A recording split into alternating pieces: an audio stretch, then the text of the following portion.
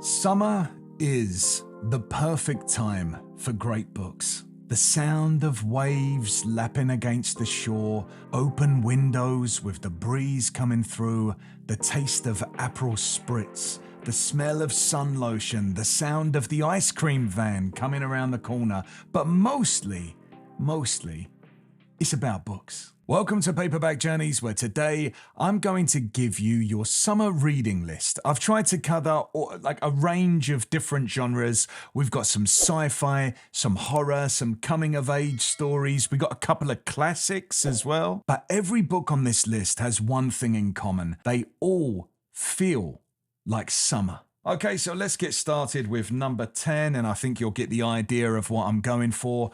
Klara and the Sun by Kazuo Ishiguro. The main character is Klara. She's an artificial friend, and she's designed to be a companion to children. And the story is set in like a near future version of America, where alongside these artificial friends, you also have children who are genetically lifted to boost their intelligence and to improve their chances in life. And then you've got these other children from poorer families who are not gifted that opportunity. In this world, almost all education happens remotely, so social interactions are a little bit limited for children. And because of this, many wealthy parents have bought these artificial friends for their children. And because we see the world through the eyes of Klara, one of these humanoid robots, the story begins in the store, where all of these different models wait for customers to come in and choose them. And Klara spends her time carefully observing the humans outside. She's almost like a puppy in a shop window, waiting for the day that her owners will take her home. She has these exceptional observational skills, and she's very naive, very innocent. She's got this idealized outlook on the world and how people treat one another. And the reason that she's like this is because this is how she's been programmed to be innocent. And because this is a first-person POV story, we get to see the world as she sees it. The things that happen are interpreted through the eyes of innocence, even though we as the reader know what's really happening in a lot of these scenarios. And maybe they're a bit darker than what Klara imagines them to be. And that's part of the fun of reading this book. Eventually, she gets chosen by this teenage girl called Josie, who brings her home, and Klara becomes very deeply involved in Josie's life. The reason that I think of this as a summer read is because of Clara's relationship with the sun. Because she's solar powered, she's got this really deep connection to it. It's almost as though because she knows that the sun is what gives her energy, she sees it as something really powerful that provides her with life and nourishment and healing. She communicates directly with the sun, and she makes promises to it. She interprets light as signs, and she gives the sun almost like a spiritual significance. I really like the pacing of this book. It's nice and gentle and reflective, and it raises some really interesting questions without ever coming across as preachy. And honestly, yeah, I just really like this. It's quite emotional in places as well. You may cry. Just a warning. Next book that I think would be perfect as a summer read is Summer of Night by Dan Simmons. By the way, not all of the titles directly correlate with sun and summer and all that kind of stuff. It's just the first two, I think. The thing about this book is that it almost didn't make the list because it could so easily be substituted with It by Stephen King or Boy's Life by Robert McCammon. The only reason that I chose this book over those two is that I'm always talking about It, and I'm always talking about Boy's Life. I never shut up about it. I mean, but Boy's Life is one of my favorite books of all time. So if you wanted to pick up that book, very good choice for summertime reading. But yeah, I didn't want you to get too bored with hearing me talk about Boy's Life every 5 minutes. But Summer of Night is an excellent, excellent choice as a summer read. It's set in a small town in Illinois during the summer of 1960, and it's about this group of 12-year-old boys. You've got Dale, Mike, Dwayne, Jim, and Kevin. They're all really close friends that are spending their summer vacation biking around, exploring. They're all building bases in the woods. They're riding around on their bikes. They're hanging out. They're going to parties. You know the way that kids did back then before we all discovered screens to replace childhood, you know? That sounded really judgmental. I like screens as well. You know, we all like screens. Anyway, on the last day of school, one of their classmates, a young boy called Tubby Cook, disappears. And as the boys are deciding how they're going to be spending their summer vacation, they end up saying, do you know what? Let's investigate the disappearance of Tubby Cook. And so they set this mission for themselves. And as they look into it, they uncover stories about other children who vanished from this little town in Illinois years before. And then all these strange things start happening. Mysterious holes start to appear in the ground and odd figures begin walking around at dusk. And the boys slowly piece together the possibility that something else, something bigger is going on. Something's been awakened, some ancient evil beneath the town. And because they're the only ones who believe it's real, they're the only ones who can stop it. Like I said, it's very, very similar to It. A lot of people compare these two novels. Yeah, I think justifiably so. But if you ask me which one of these two books captures the feeling of long summer holidays and that nostalgia of spending every day with your friends until the sun goes down, I actually think that Summer of Night does that better. There's genuinely some pretty shocking violence and some really creepy horror elements, but it's all mixed in with this just lovely feeling of long, endless summer days. Next book that's perfect for the season is The Grapes of Wrath by John Steinbeck. So this is a story about the Joad family who, at the beginning of the book, they live in Oklahoma during the Great Depression and the Dust Bowl era. They're a family of tenant farmers, and after years of drought and dust storms ruin the land that they're farming on, the bank kind of like forecloses on their farm and they're forced to leave. And like so many other families from the Dust Bowl region, they load up this old truck and they decide to head to California. The dream that they all have is that they're going to be able to start over in this new state, California, that they see as this land of opportunity.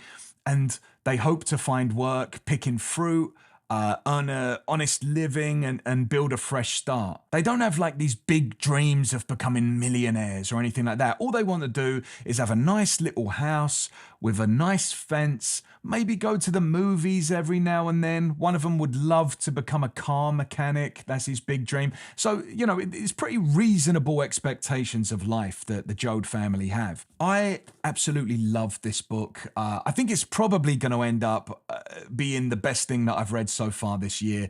I know a lot of you will already be really familiar with this book. If you went to high school in America, there's a good chance that you read it at school. I love this book for a few different reasons. I really enjoyed the historical side of it. I didn't really know too much about the Dust Bowl migration in the 1930s. So that was really fascinating, getting to learn about that period of American history through a narrative. I also loved the social commentary on inequality and the way that this book humanized the victims of systems that allow people to profit from the suffering of others. I thought that was great. But above all of that, I think what I really loved about this book so much is the Joad family. I'm definitely a character first reader, and I became so invested in every single member of this family. You've got sons and daughters, the parents, the grandparents, little kids running around, and you just want so badly for them to find somewhere safe in the middle of all this turmoil. I've got to say, going into this book, I wasn't anticipating just how like post-apocalyptic it was going to feel. I wasn't really ready for that. So why is this on the list of summer reads? Admittedly, part of the reason is because I only just I read it for the first time last month, so it's still like really fresh in my mind. But when you're reading this book, you can almost feel the heat on the back of your neck as they're traveling through the summer towards California. And when they work throughout the story, the sun's beating down on them, the dust is sticking to their skin, they've got sweat running down their faces. There's a constant sensory detail of just heat. Also, despite how heavy the content of this book is, it really is the ultimate American road trip. They're traveling down Route 66. They're chasing the promise of a better life. They're passing through all of these incredible landscapes on their way to to the fertile valleys of California. The setting is such a huge part of the story. The scenery is constantly changing. They're stopping at roadside diners. They're sleeping by rivers. They're cooking over campfires as fireflies circle all around them. They're living almost completely outdoors, exposed to all of the elements. This book feels like summer, and it also happens to be the best thing that I've read so far this year. But I would imagine by the time I get to the end of 2026, it's still gonna be the best thing that I've read so far. I don't know. It's going to take some beating. Let's just say that. Next book is We Were Liars by E. Lockhart. So this book is told from the perspective of Cadence Sinclair Eastman. She's a teenage girl from a very wealthy, influential family. And every summer, the family spends their time on a private island off the coast of Massachusetts called Beechwood. And the family includes Cadence's grandparents, her mother and aunts, and a group of cousins who are all really close in age to Cadence. And the story kind of jumps back and forth between the present summer, where Cadence is 17 years old, and then all of the memories of all of the previous summers that they spent together. 2 years earlier, when she was 15, Cadence suffered a really serious head injury. And now she's got like these gaps in her memory. She gets all of these severe migraines and she has trouble remembering what happened 2 summers ago. Her family's quite vague about the details as well. So when she returns to the island, it's like she's trying to piece together the events of that summer and uncover the family tensions and the secrets and the truth about what really happened. The opening of this book feels really nice and breezy. The characters spend a lot of time lounging around on the beach. They're playing on tennis courts. They're escaping into the shade of these huge family houses that are dotted all over the island. I think the writing style matches with the atmosphere as well. It's quite poetic and stylistic with lots of metaphors. But because the chapters are very short, I also think that this would be a really good book to take on holiday with you. You know, if you were going on a beach holiday, it's the kind of book that you could take with you along with your bucket and spade and your beach towel. And you can read a chapter in just a few minutes and then put your bookmark in it, come back to it later. But at the same time, I think it's also the kind of book that would be really easy to keep telling yourself, oh yeah, just one more chapter, all right, just one more chapter and then we'll go, one more chapter and then we'll go, because this is the kind of book where the mystery builds with every new piece of information that you're given. The setting is absolutely idyllic. It's the kind of summer holiday that I would love to experience, but probably never will. But still, it's nice to escape into a world of wealthy people where every now and then, you know, we get to see how the other half live. It all feels very luxurious when you're reading it. The next book on the list, I think some of you probably predicted that this was coming because this is another book that I bring up all the time. One of my favorite books of all time, Lonesome Dove by Larry McMurtry. I think more than any other book, this one completely took me by surprise and far exceeded my expectations of it. I'm not really someone who likes westerns, whether that be movies or books, so hearing the synopsis of this story, it didn't exactly fill me with excitement. I just tell you the synopsis, and then I'll tell you why I loved it and why it's such a good book to read in the summer. It's basically about 2 former Texas Rangers who run a cattle ranch in a small border town called Lonesome Dove. It's set in the 1800s. And then they get a visit from a friend who's just come back from Montana, and he tells them about all this open land up north. So together they decide that they're going to drive a herd of cattle all the way from Texas to Montana and start a new ranch. And to me, honestly, that sounded pretty boring. Not too exciting, not to my tastes at all. And then there's add to that the length of the book as well, which makes it feel even more off-putting. I love long books. I love reading long books, but normally when they've got a plot that I'm excited about, the only reason that I actually picked this book up was because it just got recommended to me so many times in the comment section of my videos. And you were right. I was wrong. I should never have doubted you. My God, this book is easily one of the best books I've ever read. And again, it might actually be my favorite book of all time. It blew me away. I can't really talk much more about the plot because this is such a character-driven novel.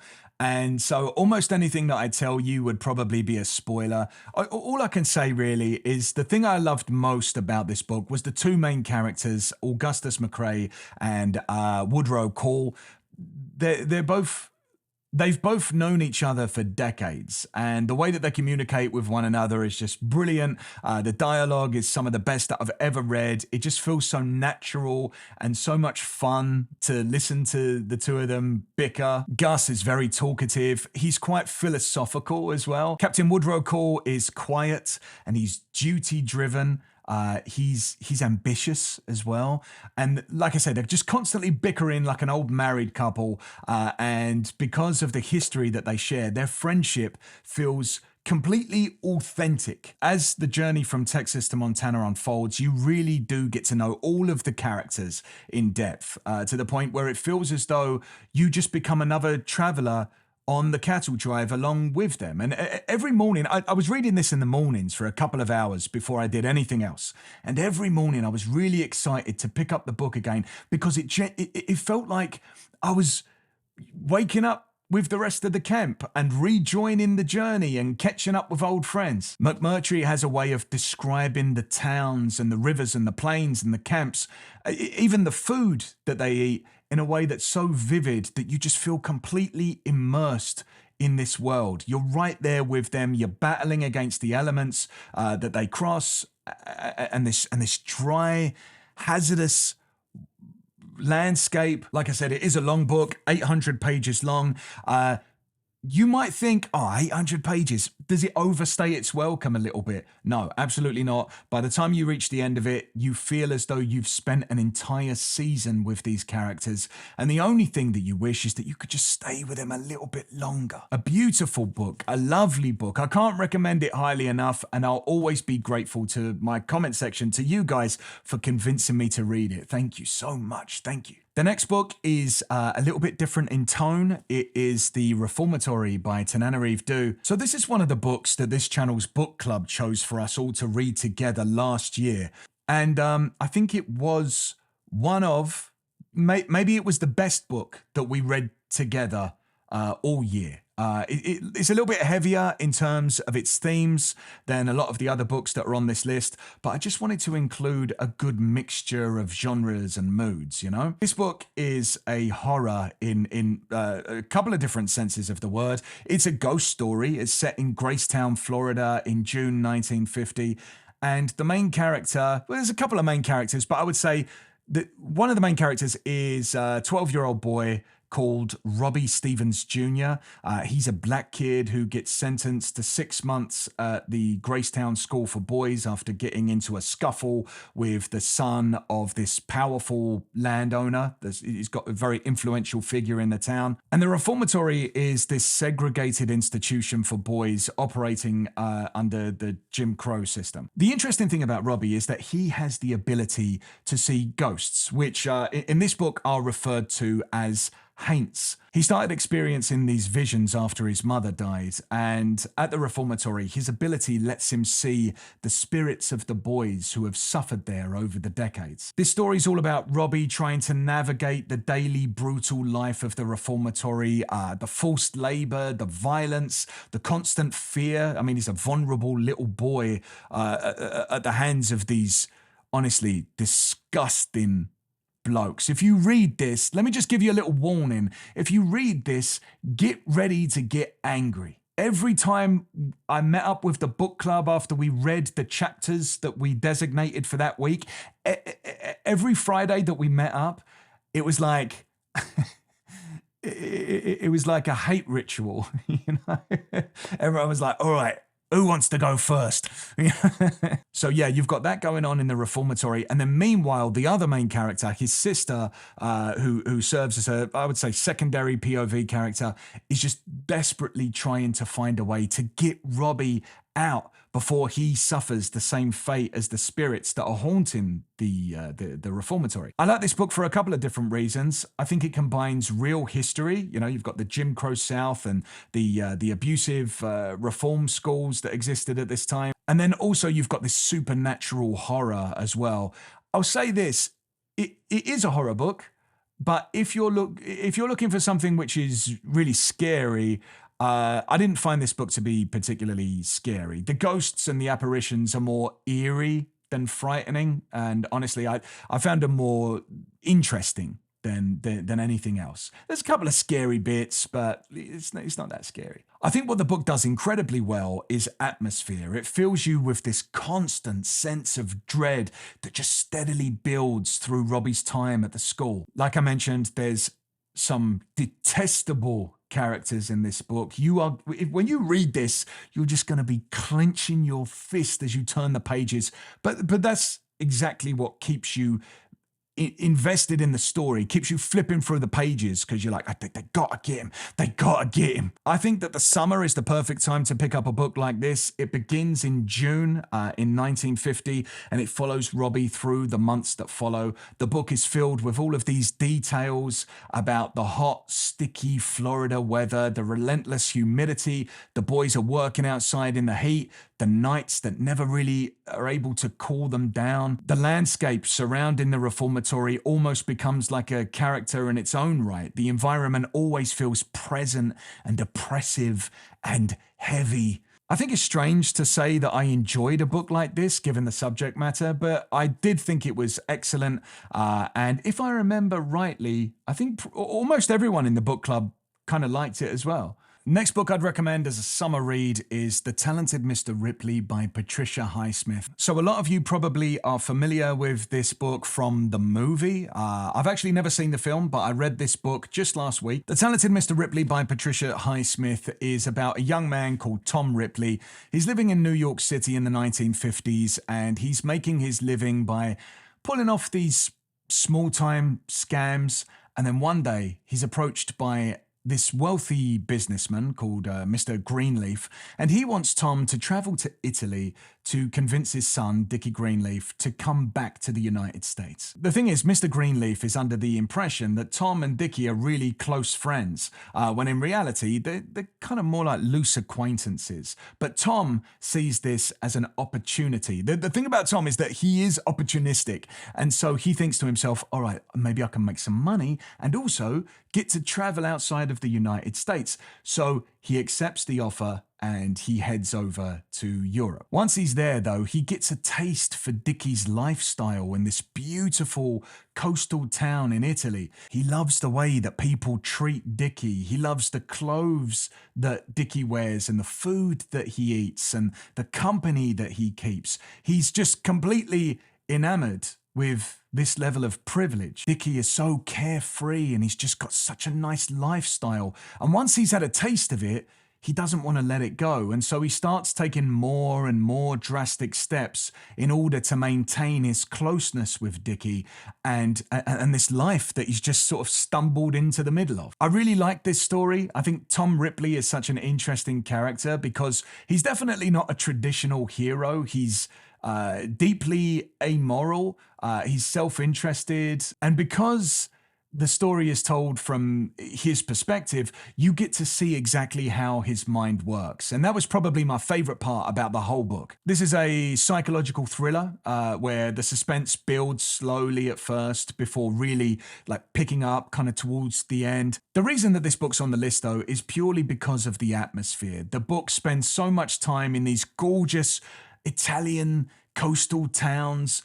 The descriptions of the boats and the cafes and the villas and the train journeys that they take and the long days lounging by the sea. The characters just enjoy the high life in Rome and Venice and other European cities. And it really captures that sort of glamorous 1950s expatriate lifestyle. It's the sort of life that you would imagine someone like Ernest Hemingway living in Europe, just spending his afternoons in cafes and evenings, just like, you know, mingling in these sophisticated parties. The whole book takes place in this sort of like sun-drenched European summer. And after I finished it, it lingered in my mind almost in a way, and this is going to sound maybe a bit silly, but like almost in a way where it felt like I'd been on holiday, you know? I felt like I'd been on a vacation. It really is a pretty sensory experience, not just because of the setting, but because of Patricia Highsmith's writing and the little details that she chooses to focus on.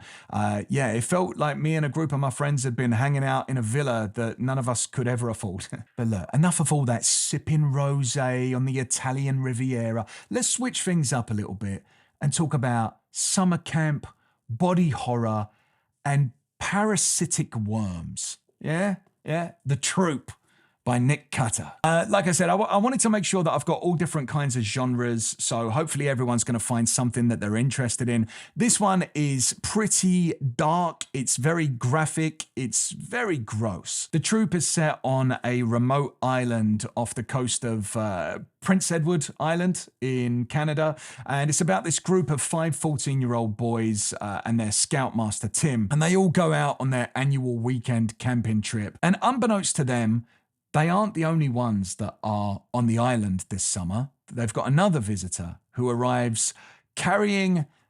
it's making my teeth itch just thinking about it. Do you see how my face changed there? I was like, he's carrying an infection that causes ravenous hunger. And the story follows this group of young boys as they try and survive on this isolated island while also dealing with the effects of the infection, their own growing fears of one another, and the kind of conflict that begins to grow within the group. It's told from multiple perspectives, primarily focusing on the boys and their scoutmaster. I'll tell you something, right? This book is, like I said, it's absolutely disgusting. It is intense body horror. It's incredibly visceral, and there are some really like stomach-turning descriptions of what's happening. This book is also really fast-paced and relentless once things begin to escalate. At the beginning, you know, it just kind of feels like there's a group of boys. They're on a summer camping trip. It's nice, you know. They're messing around with each other. They're young boys, so they're telling gross jokes and they're like interested in learning about nature and how to build a fire and all this kind of stuff. They're excited to be away from their parents and camping outdoors. But once the body horror kicks in, the book becomes, in a word, completely unflinching. I think that's the best word I could use to describe it. There are some really shocking and memorable moments. I do have to give a little bit of a warning, though, a little bit of a heads up. As the boys are trying to survive in the wilderness, there are a couple of scenes involving animals that are pretty upsetting. And it's funny as well, because I think a lot of readers, myself included, are actually maybe a bit more sensitive to animal violence than violence against people in books or in films. I think maybe we've become a little bit desensitized to horrible things happening to people in fiction. But when it comes to animals, I don't know. I hated those scenes, man. I wish that wasn't in the book. That's how much I hated them. I just wish they would just get that out of the book. But, you know, but the thing about these scenes is that it does reveal stuff about the characters. So it is important. Yeah, I just wanted to give you a heads up because I think that kind of stuff can really ruin someone's day. At the same time, I don't want you to think that this book is just about shock value, because I really think that this is just a good book. I don't read books just to be grossed out or repulsed.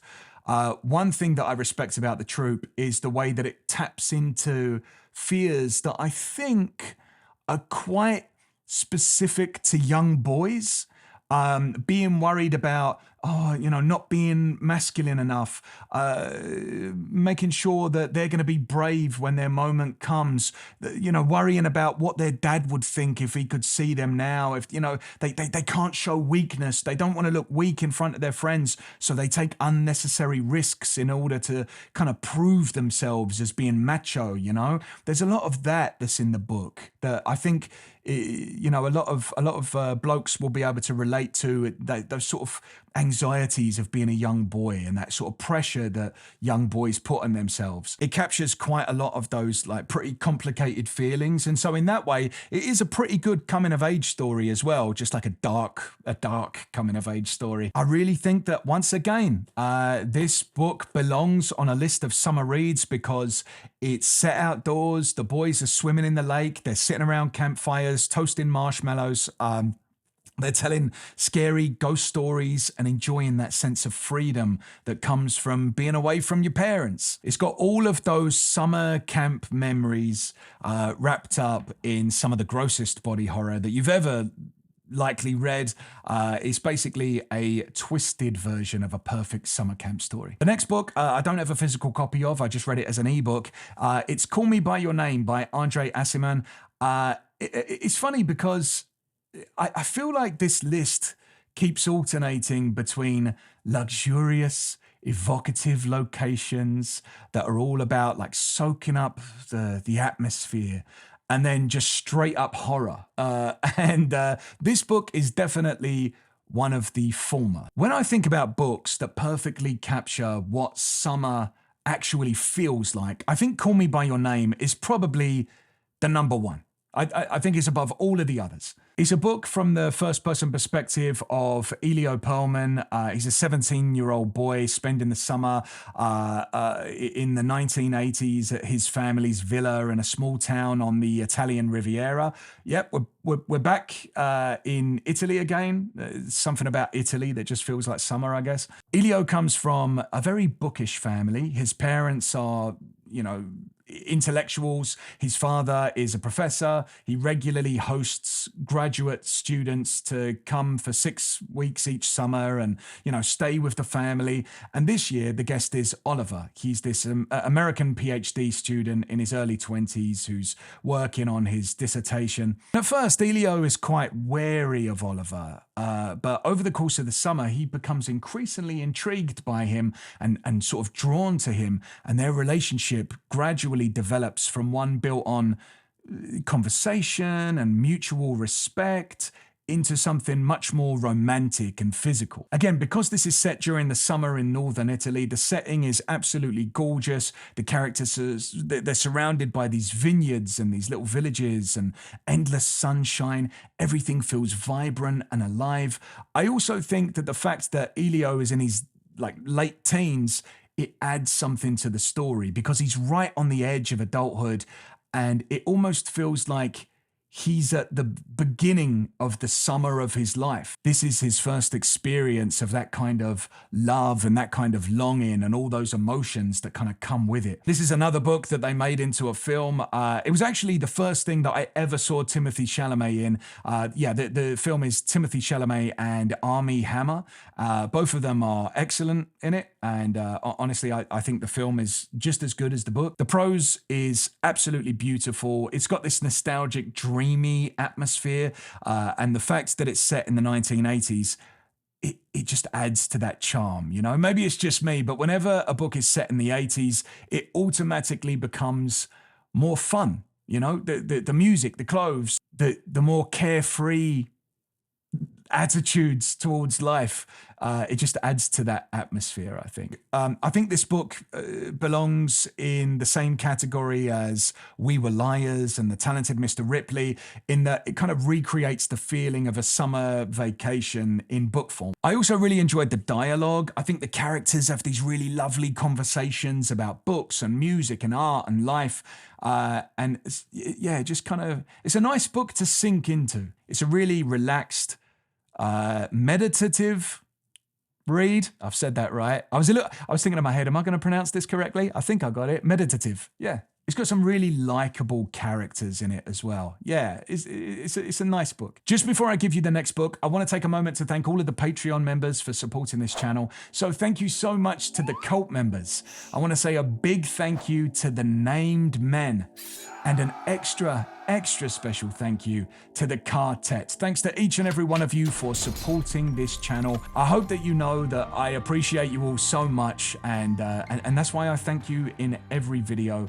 If you enjoy this kind of content and you'd like a bit more of it, maybe join the book club and get yourself a little Paperback Journeys metallic bookmark. Then I'll put a link for the book club down below in the description. So if you know anything about this channel, then you'll know that I'm a massive fan of Stephen King. I couldn't create a top 10 list without mentioning the bloke. So I've already mentioned one of Stephen King's other books, It, as an alternative to Summer of Night by Dan Simmons. But in my opinion, I think Stephen King's best coming-of-age story that he's ever written, I'm not saying it's better than it, but it's a better example of a coming-of-age narrative, is The Body. This is another story that's been turned into a film. It was turned into Stand By Me, which I think came out in, was it the late 80s or the early 90s? I think it was the late 80s. This book begins with Gordy LaChance, and he is, at the beginning of the book, he's an adult that's looking back on this one particular summer when he was 12 years old in the 1960s, and he's growing up in Castle Rock, Maine. If you're not familiar with Stephen King's work, Castle Rock is one of the fictional towns that he returns to again and again throughout a lot of his books. And the summer that Gordy is looking back on was just this really formative period in his life, not just for him, but also for his three best friends, Chris, Teddy, and Vern. This book takes place at the beginning of Labor Day weekend, and the boys know that they've got a few days off, and they hear, when they're all like hanging out, they hear about this missing boy and his body that's been discovered. This boy that they went to school with. He wasn't really a friend of theirs, but they knew who he was, and word gets around that someone has spotted his body near a set of train tracks several miles away. So all of the lads, out of like this morbid curiosity, decide to go on this hike along the railway tracks until they come across this body. And along the way, they talk about their lives and their dreams for the future and their family problems. They swim in the quarry. They confront their fears that exist inside of them, and also the fears that they have about being out in nature. And the trip becomes just a real turning point in the four boys' lives. It's almost as if this journey is like a rite of passage. I absolutely love the friendships in this book. Stephen King has always been brilliant at writing characters, and all of these boys just feel completely distinct from one another. There are some really funny exchanges between them as well as they walk along the tracks. There's loads of these little moments of kid logic, you know, that make absolutely no sense to an adult. But at the same time, you remember, when you're reading it, you remember what it was like to be that age and believe these kinds of silly things. As an added bonus, Gordy dreams of becoming a writer when he grows up. And so there's a couple of scenes where the boys are all sitting around a campfire and they get Gordy to tell these stories that he's made up as a kid. And so that means that we as the reader get a couple of stories inside of the novella, like a couple of short stories. One of them is this hard-boiled detective noir, tough guy kind of thing that it wasn't really for me. I didn't really like it that much. But the other one is much more playful and funny. I think that was one of the funniest highlights of the whole book for me. I really liked it. This is a nice short novella as well that you can easily read in a day. It's exactly the sort of book that I'd want to read, you know, maybe sitting on the back porch or out in the garden on a warm afternoon. And if you decide that you'd like to read this book, but maybe you want a bit more, actually, this book was originally published as part of a collection of novellas, and the collection was called Different Seasons, which I think is Stephen King's best collection. It also includes Rita Hayworth and The Shawshank Redemption, Apt Pupil, and obviously this. There's another one as well, which I didn't like as much, but honestly, I think they're three of his best novellas all in one collection. I can't recommend that collection highly enough, honestly. So yeah, those were my top 10 summer reads, perfect books to read in the summer. And if you'd like to get ahead of the rest of the class and get your autumn reading list all sorted out, then you can click up here where you can see my rainy day reads, which focuses on every reader's favorite season, autumn. These are perfect books for autumn. Go on, check it out. Thanks so much for watching this video. I really appreciate it. And as always, happy reading.